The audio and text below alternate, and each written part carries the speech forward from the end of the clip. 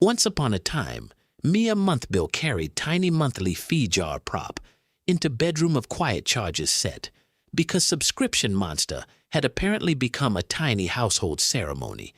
Tiny polite pressure waited nearby.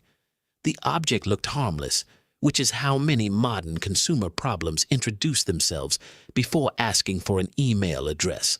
The receipt stayed quietly theatrical. Mia Monthbill did not want drama. She wanted one simple purchase, one simple choice, and maybe a quiet evening with fewer pop-ups. Convenience wore its soft slippers, but the village of modern shopping had a talent for making ordinary decisions, wear velvet capes, and ring little bells. The bargain kept excellent posture. This is the story of the subscription monster under your bed, retold as a tiny clay disaster with warm lighting and suspiciously excellent manners. Nobody trusted the math yet. At first, the problem was small, a tiny monthly charge sitting in the corner like it had never ruined anyone's budget. A tiny committee formed emotionally. The village believed small charges do not count if they arrive wearing soft slippers, which sounded reasonable only if nobody looked directly at the receipt. The button looked too pleased. So Mia Monthbill nodded, smiled, and stepped closer, because confident design can make a trap feel like customer service. The room practiced innocent faces. The first promise was charming. Every service promised to be cheaper than one fancy coffee. A soft little trap smiled. It did not shout, threaten, or twirl a mustache. It simply used friendly colors and acted like the sensible option. The props understood the joke. Subscription monster appeared nearby with the calm face of a creature who had read the terms and conditions for sport. Every corner felt lightly sponsored. Nobody called it a monster yet because consumer culture prefers softer words until the invoice has finished stretching. The silence had checkout energy. Then came the tiny nudge, the helpful suggestion, the little button that seemed to know exactly where the human thumb lived. Even the table looked concerned. Mia Monthbill felt smart for noticing the deal, which is one of the most expensive feelings a bargain can sell. Tiny, polite pressure waited nearby. One more click became one more choice, and one more choice became a hallway with cheerful lights and no obvious exit. The receipt stayed quietly theatrical. The village applauded convenience because convenience is beloved when it arrives before the consequences have put on shoes. Convenience wore its soft slippers. By then, Cancel Button Maze Prop had entered the scene looking official enough to make nonsense feel organized. The bargain kept excellent posture. It was not evil. It was worse in a smaller way because it was useful, polite, and very hard to blame. Nobody trusted the math yet. Every option arrived carrying a tiny explanation, and every explanation brought a cousin named just in case. A tiny committee formed emotionally.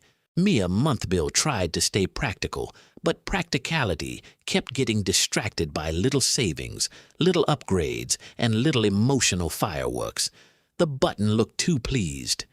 That is how the ceremony works. It shrinks the decision until the person forgets the total shape of the thing. The room practiced innocent faces. Soon, the mattress began making polite billing noises, and the room became 2 emotional degrees colder. A soft little trap smiled. Subscription monster did a silent little bow, the kind performed by systems that are technically optional and somehow everywhere. The props understood the joke. The strangest part was that no single step looked outrageous. Every corner felt lightly sponsored. Each step looked tiny, reasonable, and almost boring, which is exactly how a maze avoids being recognized as a maze. The silence had checkout energy. Mia Monthbill began collecting questions the village did not want to answer. Even the table looked concerned. Who benefits when the obvious price hides behind soft language? Tiny polite pressure waited nearby. Who profits when canceling, comparing, choosing, or pausing feels like a tiny administrative quest? The receipt stayed quietly theatrical. And why does every helpful feature need to stand between a person and the simple truth of what they are buying? Convenience wore its soft slippers. The answers did not arrive dramatically. They arrived like receipts, one pale strip at a time. The bargain kept excellent posture. A tiny pile formed on the table, and the pile had the personality of a tired accountant. Nobody trusted the math yet. Mia Monthbill finally noticed the trick. The product was not only selling an object service or shortcut. A tiny committee formed emotionally. It was selling the feeling that friction had disappeared, while quietly moving the friction into the future. The button looked too pleased. That future was small at first, almost cute, like a little Bill wearing pajamas. The room practiced innocent faces. But small future problems are still problems. They just arrive with better timing and fewer witnesses. A soft little trap smiled. The village kept saying, "Do not worry, this is normal." The props understood the joke. Normal, unfortunately, is not the same thing as harmless. Sometimes normal is just a costume that repetition wears. Every corner felt lightly sponsored. Mia Monthbill looked at tiny monthly fee jar prop, then at cancel button maze prop, and felt the whole little theater become less magical. The silence had checkout energy. The colors were still friendly, the buttons were still rounded, and the promise was still humming in a cheerful key. Even the table looked concerned. But now the trick had edges. Tiny polite pressure waited nearby. So Mia Monthbill did the dangerous adult thing and made the decision visible. The receipt stayed quietly theatrical. She counted the cost, named the pressure, and refused to let a tiny convenience pretend it was destiny. Convenience wore its soft slippers. The room did not explode because most consumer spells are weaker when someone turns on the overhead light. The bargain kept excellent posture. Subscription monster shrank a little, not into nothing, but into its proper size, a tool, not a ruler. Nobody trusted the math yet.